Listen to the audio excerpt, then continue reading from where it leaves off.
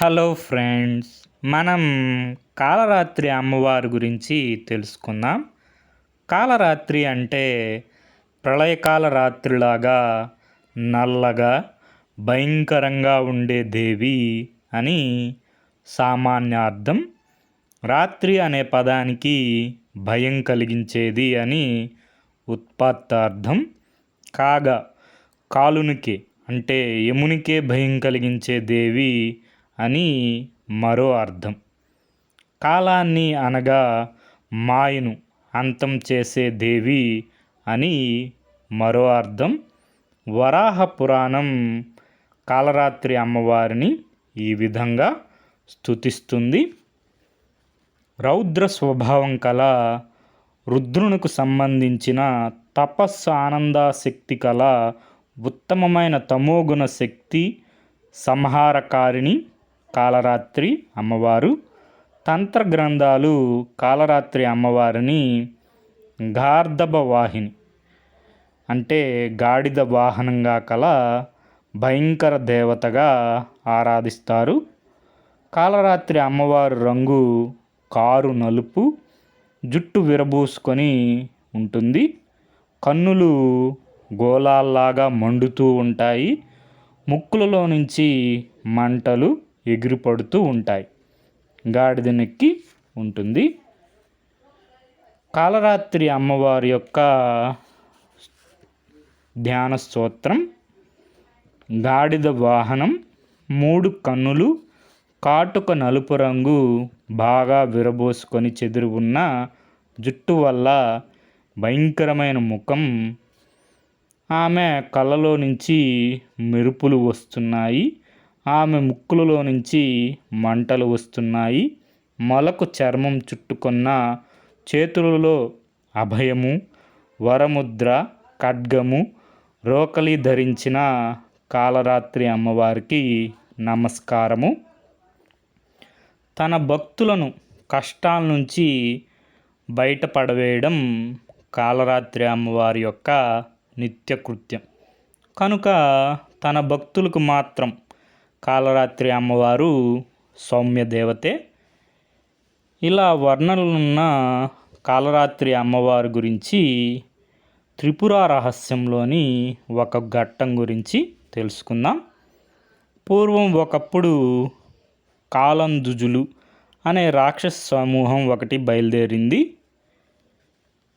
తపస్సు చేసి బ్రహ్మను వారు ఒక వింత వరం కోరారు. మేము మగ లక్షణాలున్న వాడి చేతిలోనూ చావరాదు, ఆడ లక్షణాలున్న ఆడదాని చేతిలోనూ చావరాదు అని వరం కోరారు. బ్రహ్మగారు సరే అన్నారు. ఇక వారు విజృంభించి స్వర్గలోకం మీద పడ్డారు. దేవతలు తట్టుకోలేక త్రిపురాదేవిని గూర్చి ధ్యానించసాగారు. వీరికి ధ్యానం కుదిరే లోపల కాలందుజులు వీరి మీద పడి హింసించసాగారు. ఇంతలో త్రిపురాదేవి అక్కడ సాక్షాత్కరించి ఆకాశం దద్దరిల్లేటట్లు పెద్ద హూంకారం చేసింది. ఆ ధ్వనికి రాక్షసులు మూర్ఛపోయారు. వారు మూర్ఛలో ఉండగా దేవతలు త్రిపురాంబకు అర్చన చేశారు. వెంటనే ఆ తల్లి దేహంలో నుంచి ఒక అవధూత శ్రీమూర్తి భయంకరంగా బయటకు వచ్చింది. ఆమె స్త్రీయే కానీ స్త్రీ లక్షణమైన సిగ్గు ఆమెకేమాత్రము లేదు. నల్లని శరీరంతో పూర్తిగా దిగంబరి అయి జుట్టు విరబూసుకొని నాలుక పెద్దగా బయటకు చాచుకొని 4 చేతుల్లో ఆయుధాలు పట్టుకొని వికటంగా గంతులు వేస్తూ సంచరించసాగింది. ఈమెను త్రిపురాదేవి కాళిక అని పిలిచి ఆమె అవధూత అని దేవతలకు చెప్పింది. అవధూత కనుక స్త్రీతత్వాభిమానం లేనిది. నేను స్త్రీననే అభిమానం ఉంటే కదా ఆమె స్త్రీ అయ్యేది. అవధూత రూపిణి అయిన ఆ కాళికాదేవిని దేవతలు స్తుతించారు. మూర్ఛ నుంచి లేచిన రాక్షసులు ఏ స్త్రీ లక్షణాలు లేని అమ్మవారిని తెరపారా చూచే లోపల ఆమె వికటాట్టహాసం చేసి ఆ రాక్షసులను పట్టుకొని నోట్లో వేసుకొని నమలసాగింది. మరికొందరిని పిండి నెత్తురు తాగసాగింది. వారి తలను నరికి వారి పేగులతోనే మాలనుగా గుచ్చి మెడలో వేసుకుంది.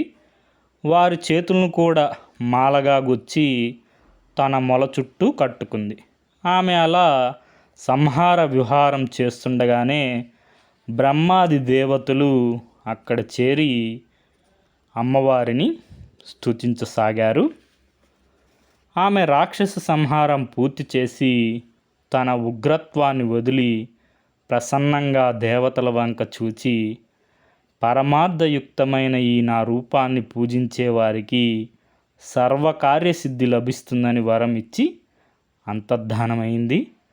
రామకృష్ణ పరమహంసాదులు ఉపాసించిన అమ్మవారే కాలరాత్రి అమ్మవారు.